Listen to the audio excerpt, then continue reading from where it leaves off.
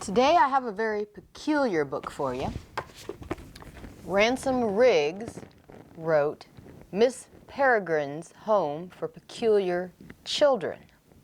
This is a story about a boy in America who goes looking for the stories his grandfather told him about a time during World War II when the grandfather was living in an orphanage in Wales. And all the strange stories he told were the truth.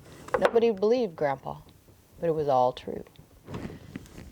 Reading this story, we find out about some very unusual children. One of them can levitate. If you don't put her in some heavy shoes, she floats up. Another one has fire in her hands, and she can burn things or light things by putting out her hand. Another one is very, very strong and can lift heavy things, and they all have various powers like that. One of them has prophetic dreams, another one is invisible.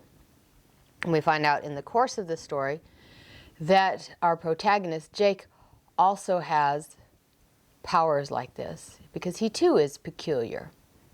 And then the lady who runs the home, Miss Peregrine, is actually a shapeshifter, and she can turn into a bird, specifically a peregrine falcon, and she also has power over time. She's created a loop of time so that the same day in 1940 plays over and over and keeps these children safe from some rather ghastly beings that are out to get peculiar children. The story just grabbed me and I liked it, so I read several other books that Ransom Riggs has written. We have A Map of Days, the fourth novel of Miss Peregrine's Peculiar Children. We have Tales of the Peculiar, the stories that the children grew up reading. We have Hollow City. This is the sequel to the one I'm reviewing.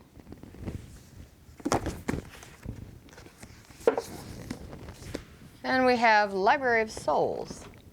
This is the third novel in the series. I read them all and I ate them up. They were kind of fun.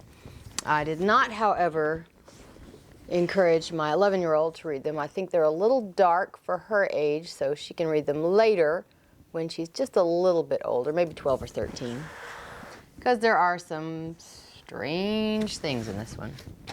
They also made a movie about it. And in the movie, they do switch around some things, so different people have gifts other than the ones portrayed in the books, like the one who has the fire in her palms in the book actually is the flying one in the movie. They just made a better cinematic story, apparently changing the details around, so you won't get exactly the same story, but it'll do. I like the book better than the movie, though. And the interesting thing is the way he wrote the book.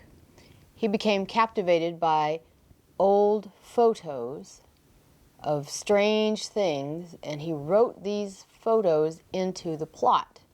So he found a picture, a black and white photo of what looked like a person without a head, so he wrote an invisible person in his story.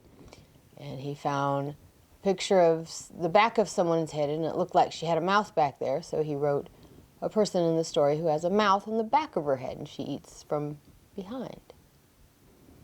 He actually, at the end of the book, he puts a few extra photos that he couldn't work into the plot into that. And then as you read the second, third, and fourth, you get more of these photos, and he just sort of spins his plot around those photos. So it's an interesting way to write a book.